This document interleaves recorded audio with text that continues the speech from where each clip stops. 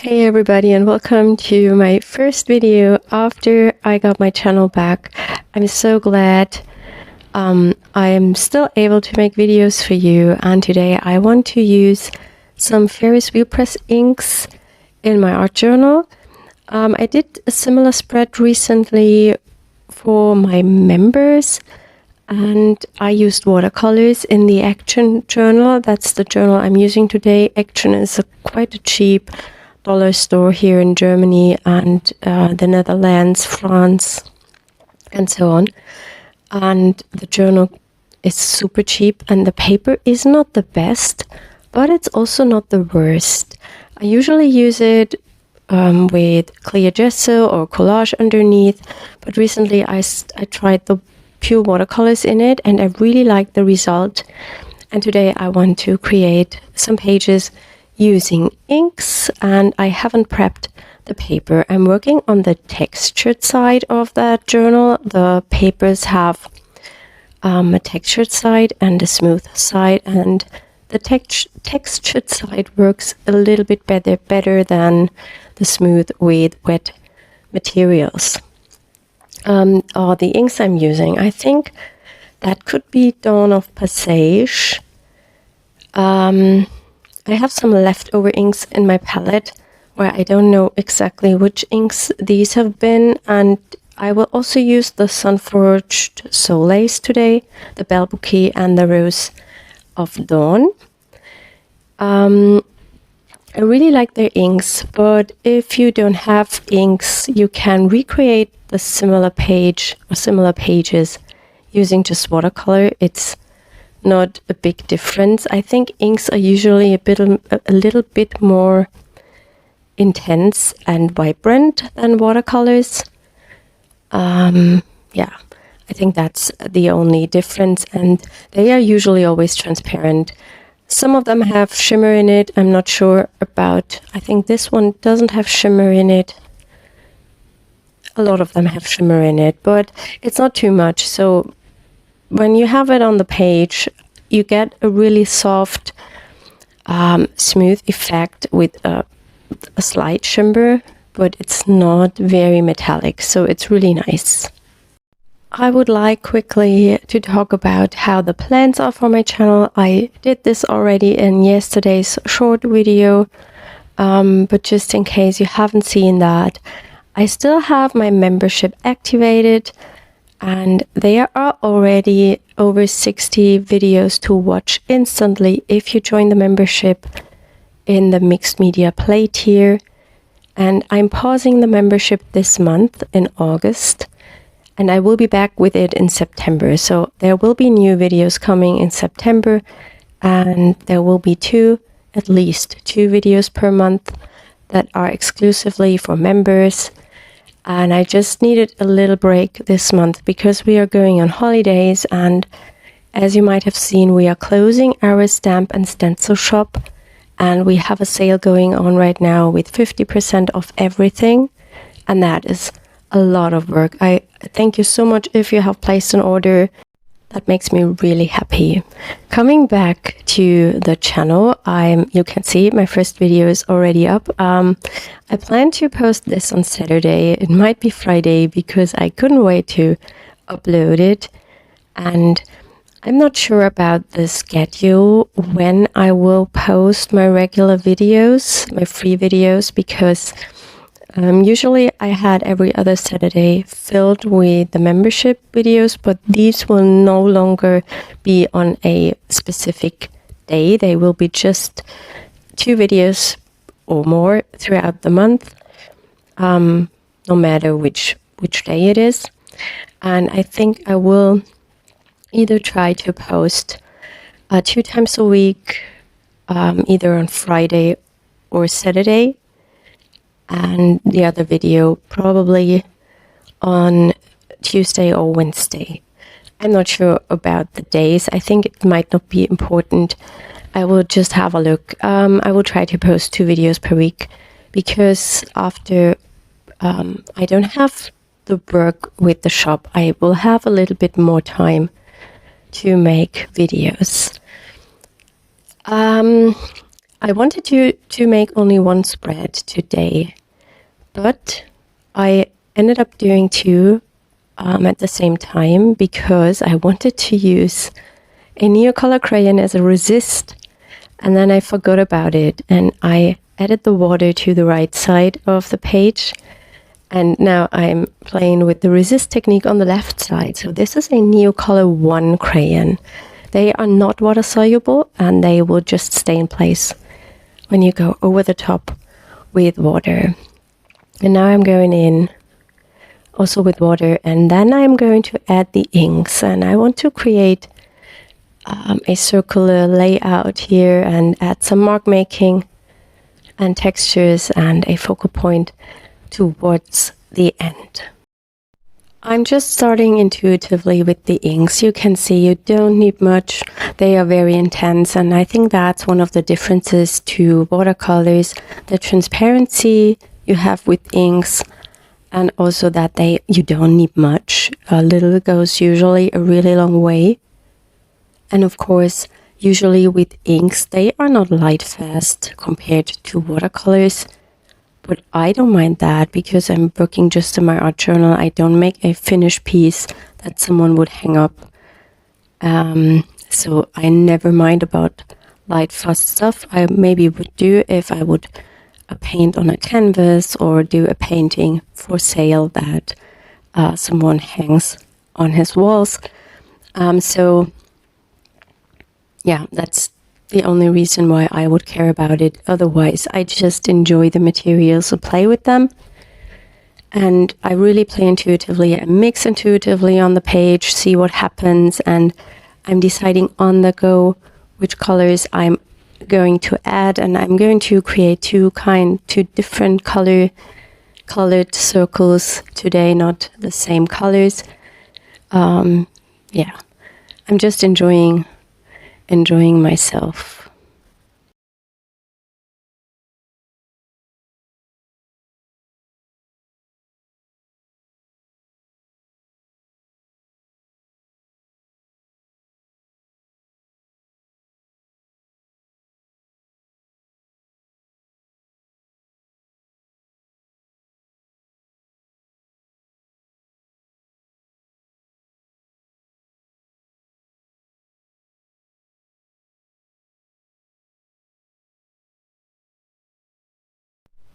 I have the feeling with this art journal, as it's not a really good watercolor paper, the colors sit more on the top and they do not sink into the paper as much, and that makes it quite nice to work with. It's the same when I'm working in my sketchbook. I love watercolors in the Royal Talent sketchbooks because they just dry so differently compared to usual watercolor paper. And in case you are interested in drawing and with mixed media and sketchbook pages, I have started a Substack whilst my YouTube channel was not available. Well, I started the Substack earlier, but yeah, I started to post videos there as well, and I really enjoyed making these videos, and I also really enjoy to watch them back because sometimes I create an art journal spread or a sketchbook spread and I make, for example, a landscape drawing, and then afterwards I come back to it and I can't remember how I've done that. And then it's quite nice to rewatch maybe a process video to see how this worked out. And that's really nice. So I will keep up with that as well. But I'm not sure if I should post it here on YouTube because it's just so different compared to the content I'm doing here. And that's sometimes something the algorithm doesn't like. So I'm not sure if I should post the videos also here on YouTube. But if you're interested in that, I will put the Substack link in my description and you can jump over and have a look. I really love the bright orange I've got here. That's such a nice color. Not sure if you can hear the rooster in the background. I'm working with a different microphone. I found that in my drawer, and I used to use that in the past when I was editing my videos on my computer, on my PC. And I found it whilst rearranging some stuff, and then it came to my mind that this microphone probably would fit also into a mobile phone, and I'm editing on my mobile phone at the moment. And I tried it and it worked, and I think it's a bit better than the other microphone I was using before. So I hope this will work out, but it catches every noise from the background, everything. So I have to tell everybody in the house to be really quiet, but I can't tell the animals outside. When I make work, I always try to have a high value, tonal value range. So I'm putting in something dark here into that circle so it gets more interesting. And I think I mixed one of the colors that I had already on that palette because it was kind of a dark color. I truly can't remember which ink that was. It was definitely a Ferris wheel press ink because I don't have many others. But I can't remember which exact ink it was, as it's in that palette for a while. And if it dries, I just add water to get that reactivated.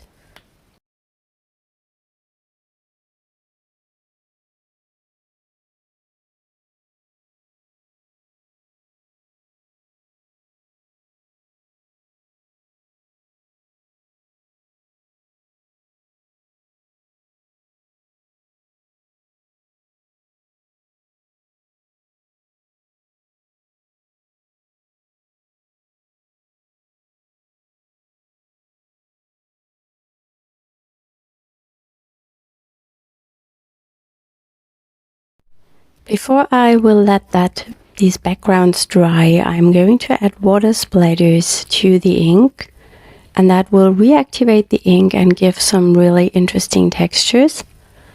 That's an easy way to bring in texture into an inky background. That also doesn't work as well with watercolors. It works, but not as good, I would say, as with inks. Here you can see I'm testing if my page is dry, and I'm using some stamps to bring in some background texture. Talking about stamps, I mentioned it already. We have a sale going on, 50% off everything, but other stamp sets are, I think they will be sold out quite quickly. We have a lot of stencils left. But the stamp sets, when you see this, I have no idea how many are still in the shop. And I'm just adding some texture with a dark color. I think it's a dark purple. No, it's a black. It's the Versafine Clair black ink. And I just add some texture to a part of the circle, not everywhere because I don't want to overwork it. And I think I will also add some stamping to the right. I still love to add texture with some stamps. I think that's quite interesting. These are the pencil mark stamps. I made these in the past with my pencil, and I made marks with it. And you could just do something similar just with a pencil. You don't need a stamp for that. I just think it's a bit easier. And I will probably create my own stamps for the future by just cutting them into a lino cut piece. I don't know how these are called. I have some here. I did this in the past, and I also have some carved stamp sets, or I had some carved stamp sets with hand carved stamps. And I really love to create my own tools for mark making. I'm not sure what I'm talking about. I think I have talked through the process and then I realized that the sound wasn't good, or probably I have talked through the process, and because of the fact that my YouTube channel was hacked, I wanted to do the voiceover just because regarding the information I wanted to share with you. Here I'm going through my Derwent Inktense pencils. These are my favorite pencils when it comes to water-soluble pencils. They are just so vibrant and intense compared to other watercolor pencils, and I also really use them a lot in my sketchbook. I'm dipping the nib into water and then I draw on my page, and that's the same way I did the stamps, the pencil marks stamps.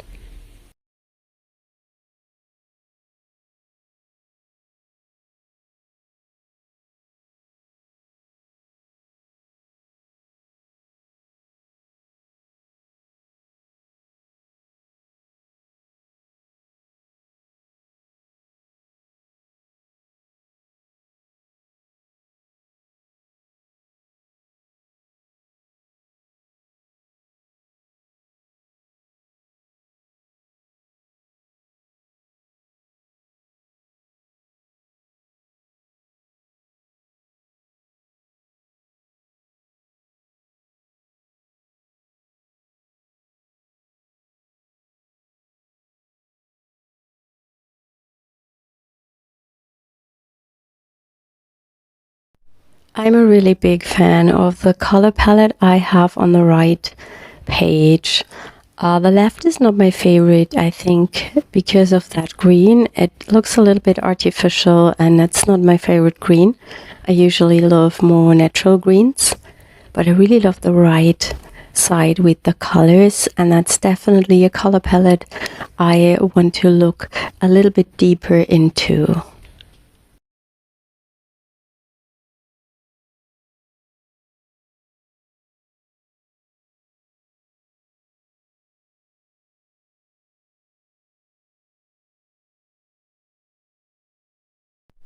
And here you can see I did already some mark making with the pencil, and that's just what I meant. You don't need a stamp for that. You can just draw that in. What I really enjoy using are text stamps, just some simple background text stamps where it's not quite important which text is on there, just because of the style element. I really like that, and I use it quite a lot in my abstract mixed media pieces.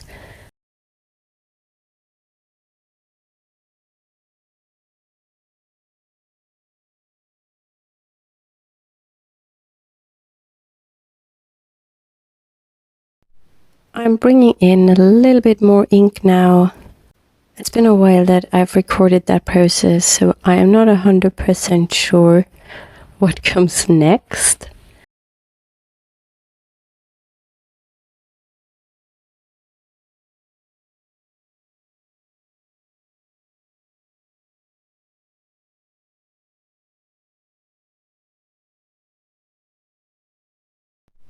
I'm adding some splatters to this page now. I try to not overdo it, and I use different colors for that.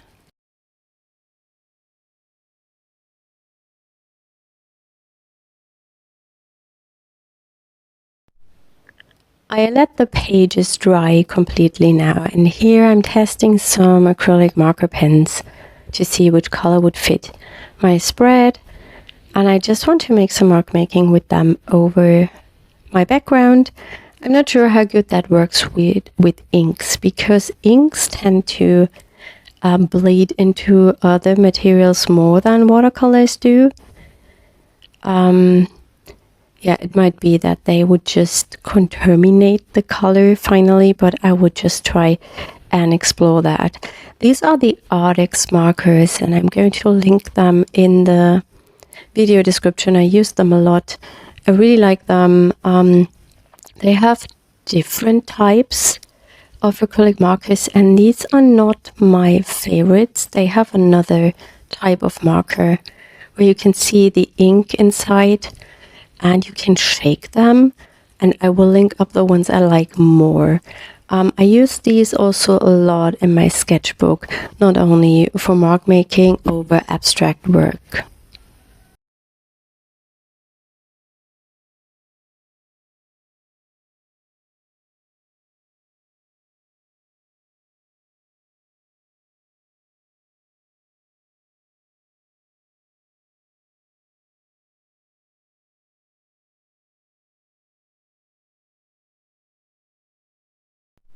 On the right side, I'm using some Neocolors to do mark making. That's definitely more safe regarding bleeding. in from the ink to the crayon because it's a dry material, and that works really nice also on this paper because it has a slight texture. It grabs the pigments quite nicely, and I think also color pencils would work quite nice. And over ink that might be the better decision, but you can't make these teardrop marks I've made with the brush marker. And I think once they are dry, I might go over them again to just get a better coverage. Here you can see I've decided to add in a little bit more stamping with one of the text stamps I mentioned. It's just a simple number stamp, but I love it for different type of texture. You just can't get that by drawing with a pencil. Well, some people might be able to do that, but I'm not able to do that. So I think that's really nice. And I'm using a purple color for the right side because I think it fits a bit better compared to black.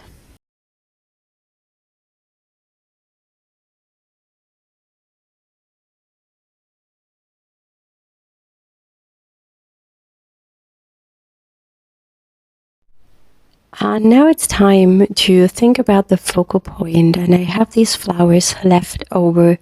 I made these in one of the past members videos with the jelly plate, and I really had a lot of fun and I really love them as focal points. They are quite nice, and I'm going to use those as focal images. Well, only on the left side. I know I will use a different focal point on the right. I'm just going through my stash of collage elements that I have ready to go because I didn't want to make something new. And I think I talked about that here, that I would go over again with the acrylic marker to make the marks more intense. And yeah, that's what I'm doing now because the ink bleed in a little bit, so I get a more lighter color.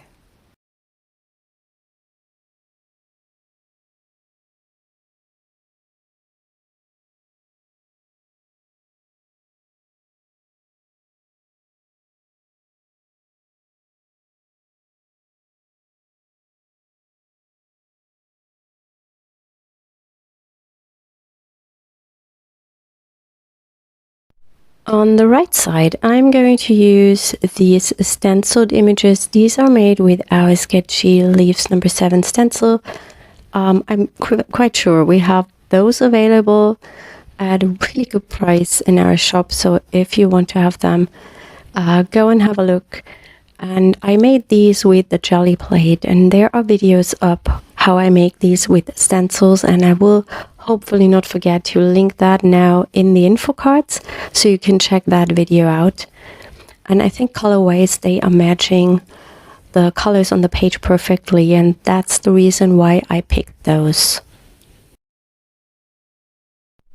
I'm rearranging the images a little bit on the page to see which layout I like more, and then I'm going to glue those down with craft glue, a liquid craft glue. I won't film gluing these down because it's just a little bit boring, I would say, but I will leave you with photos at the end of the video so you can see how the pages turned out. And I will give you also a link to the blog post where you can have a look at the close-up images of the finished spreads. And I really hope you enjoyed today's video. Thank you for supporting me, even if I've been knocked out for over 2 weeks now. I am back. I'm really happy. Please leave me a comment, and I hope we will see us next time. Bye.